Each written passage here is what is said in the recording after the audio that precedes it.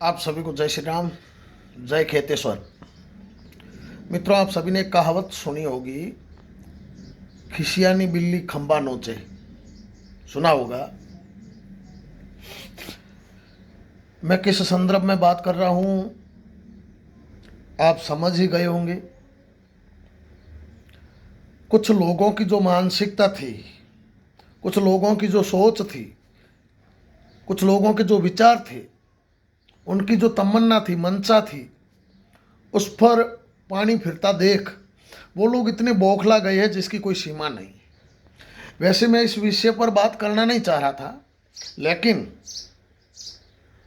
मुझे लगा कि बात करनी चाहिए। भोमाराम जी महाराज, पूज्य गुरुदेव, हिंदू हृदय सम्राट भोमाराम जी बाप जी को जब कुछ लोगों ने, सिर्फ मात्र 5-6 लोगों ने एक साल भर पहले से षड्यंत्र रचा कि इसको कैसे बाहर निकालना है, और वो अपने षड्यंत्र में सफल भी हुए। लेकिन जब यहाँ से ब्रह्मधाम आसोत्रा से निकाला गया, उसके बाद जो हथकंडे अपनाए गए, उनके पीछे की जो मंशा थी, यानी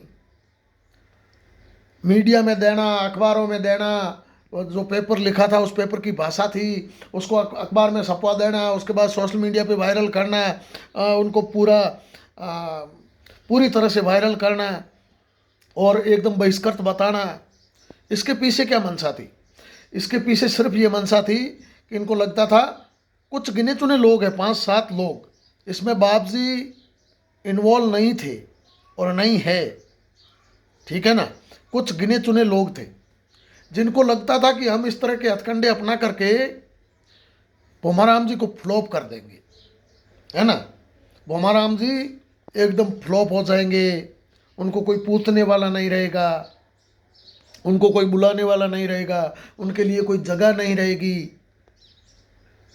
फिर वो या तो कहीं घर पे जा कर के बैठ जाएंगे, या फिर कहीं पर भी किसी तरह कोई अन्य जो छोटे संत महात्मा होते हैं, कहीं भी छोटा मोटा मंदिर देख करके बैठ जाते हैं, वहाँ जा कर के बैठ जाएंगे।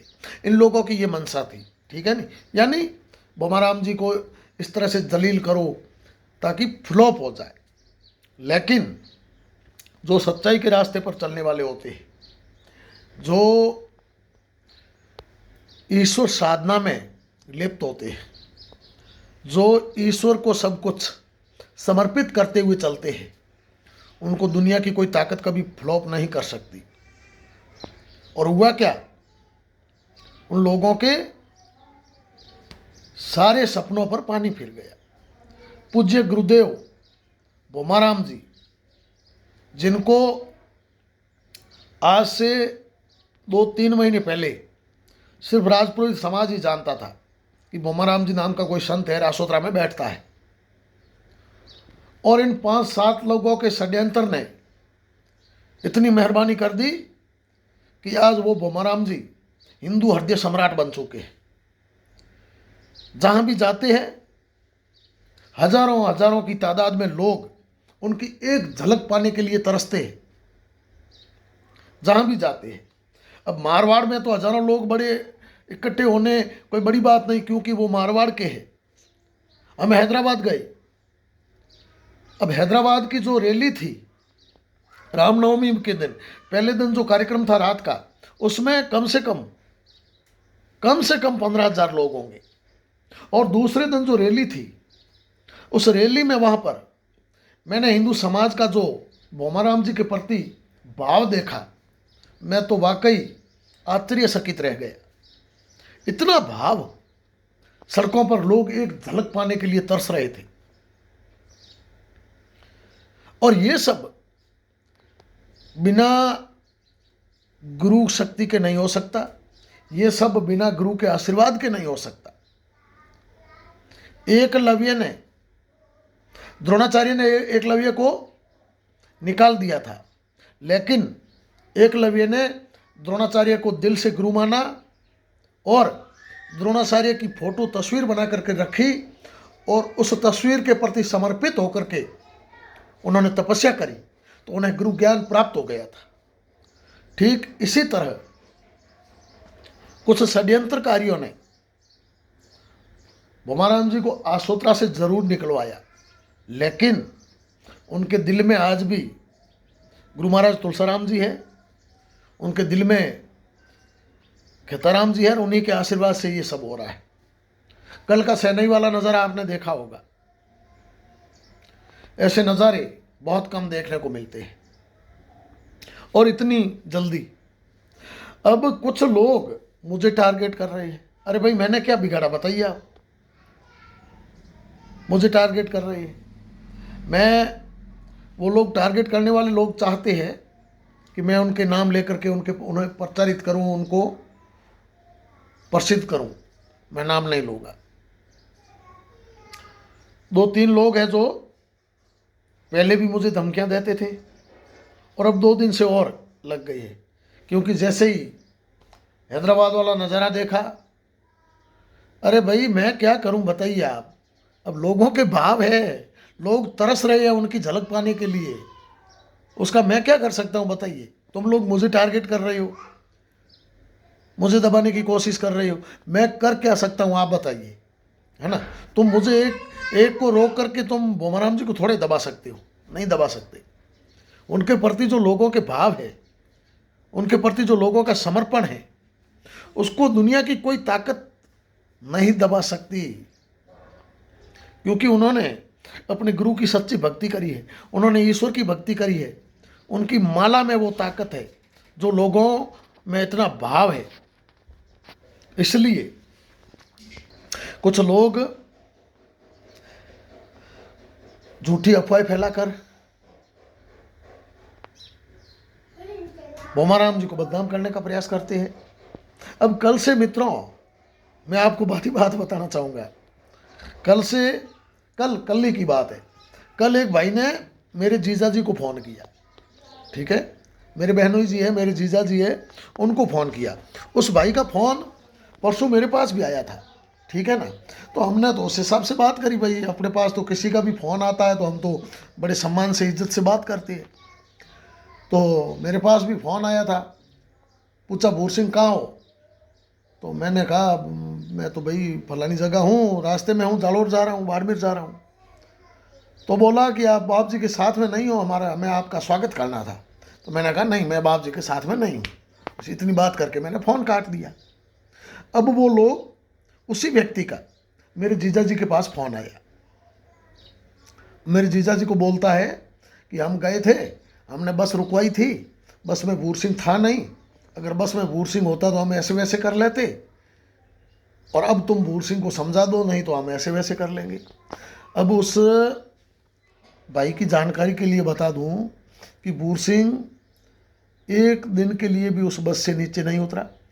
रेवत से हम रवाना हुए थे और वापस रेवत आकर के मैं बस से उतरा हूँ, ठीक है? तुमने कहाँ पर बस रोकाई मैंने देखा नहीं।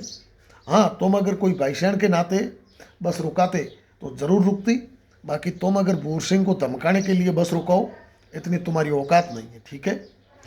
तो पहले नंबर तो तुम ये झूठ परोस रहे हो कि हमने बस रुकवाई, वो किया, ठीक है? दूसरे नंबर, तुम मेरे जीजा जी को फ़ोन करके बोल रहे हो हम ऐसे कर देंगे, लड़ाई कर देंगे, मार देंगे, पीट देंगे। अरे भाई, तुम्हारी हिम्मत है तो मुझे मेरे से बात करो ना। मेरे जीजा जी को क्यों बता रहे हो? मेरे से बात करो। धमकी देनी है तो मुझे दो, मारना काटना है तो मुझे मारो, मेरे से बात करो। मेरे नंबर है आपके पास, नहीं है तो बोलना, मैं दे दूंगा। मुझसे बात करो ना। रात को मेरे जीजा जी को फ़ोन किया, रात को 10-11 बजे रात को मेरे पास जीजा जी का फ़ोन आया। मैंने जीजा जी से यही कहा कि आप चिंता ना करें, आप उनसे कह दीजिए कि ये भूर सिंह के नंबर है, आप बात कर लो।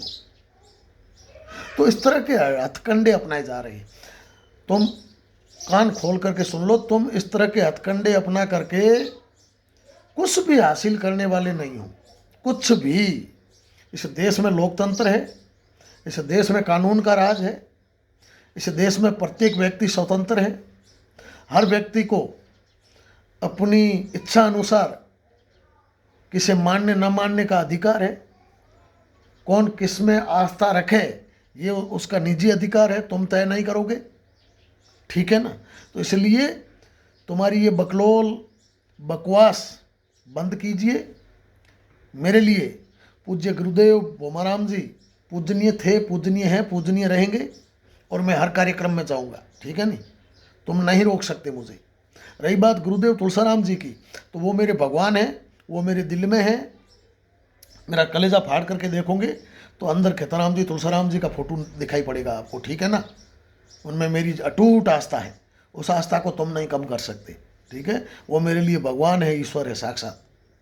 पूज्य गुरुदेव बोमाराम जी मेरे लिए एक हिंदू हृदय सम्राट, एक महान योद्धा, महान संत है, जो मुझे उन पर अटूट भरोसा है कि वो हिंदुत्व में बहुत बड़ा बदलाव लाएंगे, हिंदुत्व के लिए बहुत बड़ा काम करेंगे और कर भी रहे, ठीक है?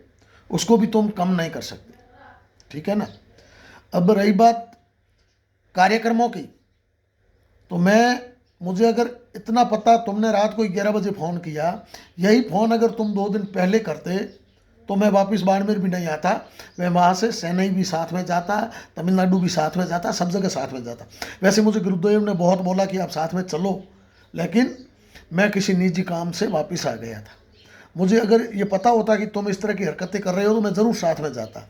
और अब तुमको बता देता हूँ, 9 तारीख को बॉम्बे में कार्यक्रम है, वहाँ मैं जाऊँगा। 15 तारीख को सूरत में कार्यक्रम है, वहाँ पर भी मैं जाऊँगा, ठीक है? और उसके बाद दिल्ली और जयपुर की तारीखें तय नहीं हुई है, दिल्ली और जयपुर के कार्यक्रमों में भी मैं साथ में जाऊँगा। और बहुत ही जल्द बाड़मेर का कार्यक्रम तय करके आप सबको आमंत्रित करूँगा, ठीक है? बाड़मेर में भी गुरु महाराज का भव्य कार्यक्रम रखवाएंगे हम, समस्त हिंदू समाज की ओर से। सनातन समाज को जागरूक करने के लिए गुरु महाराज अच्छा काम कर रहे हैं और हम सब सनातनी, सब हिंदू इकट्ठे होकर के बाड़मेर में महाराज जी का भव्य कार्यक्रम रखेंगे और आप सभी को आमंत्रित करेंगे, ठीक है? आप भी आए बस, और इससे ज़्यादा मैं कुछ नहीं कहना चाहूँगा। भगवान खेतेश्वर सबको सद्बुद्धि दे, गुरुदेव तुलसाराम जी सबको सद्बुद्धि दे। बस इन्हीं शब्दों के साथ जय खेतेश्वर, गुरुदेव तुलसाराम जी की जय, ध्यानाराम जी की जय, बोमाराम जी की जय, समस्त सनातनी संत महात्माओं की जय। जय जय श्री राम।